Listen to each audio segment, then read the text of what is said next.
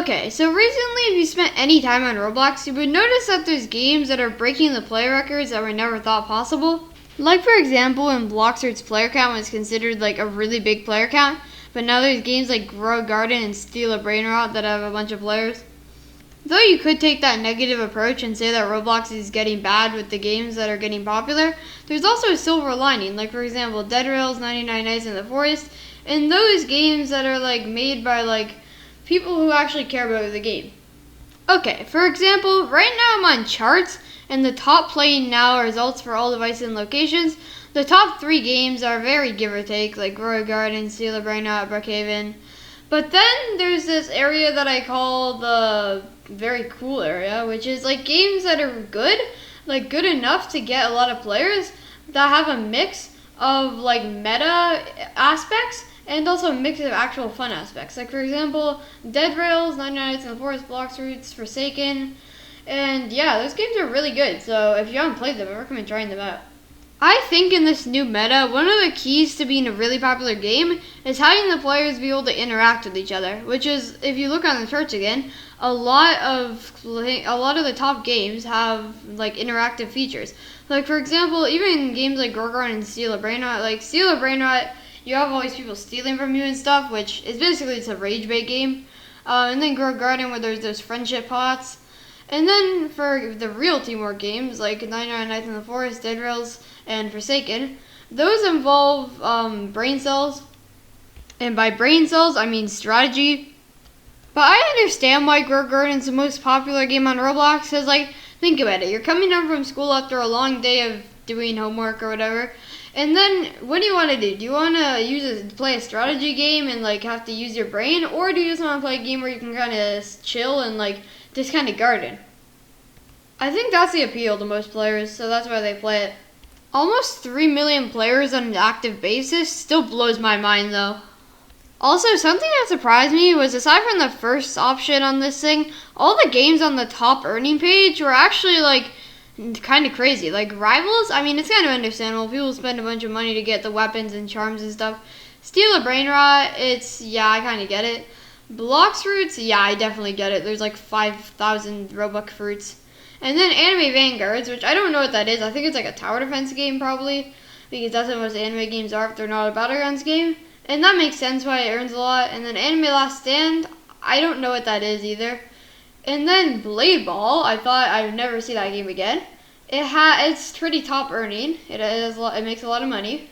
And then Basketball Zero, which is like kind of understandable. And then Pessim 99, Runeslayer, which I don't know, it kind of looks decent. I might try it later. Then The Strongest Battlegrounds, which is understandable. And then Jump Stars, don't know what that is. And then Forsaken, another one that surprises me, because I don't really see that much microtransactions in Forsaken. Alright, so my curiosity got to me and I joined the game that I was wondering what it was and looked interesting. And to start off, it has good music. I don't know why. It reminds me of like something that would be in Slime Rancher. I don't know if anyone's ever heard of Slime Rancher. It's a really good game though. It's not even on Roblox. But I guess I'm supposed to join a server, so I'm going to join this one with 16. Main game. Alright, let's do this. Loading. The loading screen looks pretty good actually. See how like an image right here, bank, there's a bank in every town where you can safely store your items. This actually looks pretty neat. I don't know how long it takes to load though, but hopefully the game's high quality. Alright, I'm here.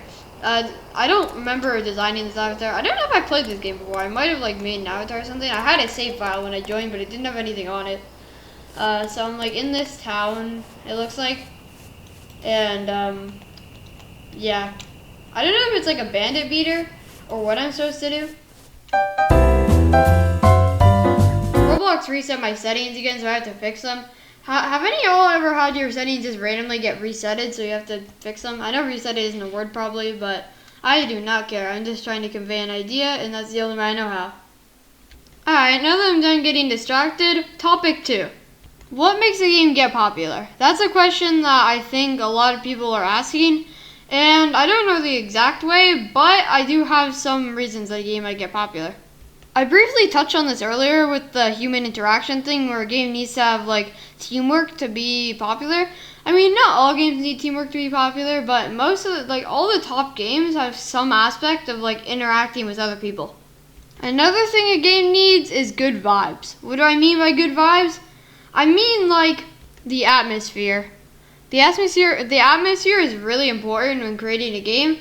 Like, I don't know about Steal a Brain Rot, which is at 1.1 million players right now. But for example, the atmosphere in Grow a Garden is like calm, kind of relaxing, and like just like a gardening game. Like, how do you expect a garden to feel like in real life? And then Dead Rails, it has that really Western vibe where you actually feel like you're traveling through the desert while fighting zombies. And then 99 Nights in the Forest, you're in a gloomy forest. Well, this guy right here is chasing you around. Blox Roots, it really, especially the music, it like gives you the imitation that you're a pirate sailing on the seas. And I know I'm making many grammatical mistakes here, but I do not care. I almost forgot about Forsaken. Forsaken has like a basic horror game atmosphere, but like not too scary, but just kind of that atmosphere that's like dark and gloomy, kind of like the forest or 99 Nights in the Forest. And so I think 99 Nights in the Forest takes the horror aspect more seriously. As you can see from these thumbnails, Forsaken is not a horror game. I would call it more a survival game. Before we proceed to the next section, I'd like to ask, are you enjoying the video? Because if you are, I please ask for you to like the video and subscribe, because it would make me very happy. So please do it. Anyway, the next way that a game can get popular is marketing. That's the next reason a game can get popular. As you can see, Grow a Garden has a very specific formula that it follows with its thumbnails. Basically, this is the only one that doesn't have a grows offline sign at the top of it. I think having the grows offline thing here actually boosts the players because they're like, whoa, that's an interesting concept. I will join the game. And then they get addicted. But all these thumbnails have the grows offline thing, and it's kind of like a formula of most of them have one screen right here where someone's building a small plant and then it turns big. Like if you go right here, they have another one, and this one's the fruit just being big off rip, which I think that's a sugar apple, but I don't know. Either way, a game's marketing really impacts if people want to play it or not. Like for example, so for this example, I'm going to look at the top game on the top trending page, and then I'm going to look at the bottom game on this page and see the difference between the thumbnail. Steal a Brain Rot, it kind of not copied Grow a Garden, but it has that same aspect where if you click on it, it's like a thumbnail or two screens and then a number or a word up here. It's got that same format, Brain Rot, I forget what this one's called. It's two screens, boom, good, bad, yeah, just something that would make a 2-year-old click on the game. Alright, this is the bottom game on the trending page, and it's this Club Roblox RP, or yeah, it's a roleplay game.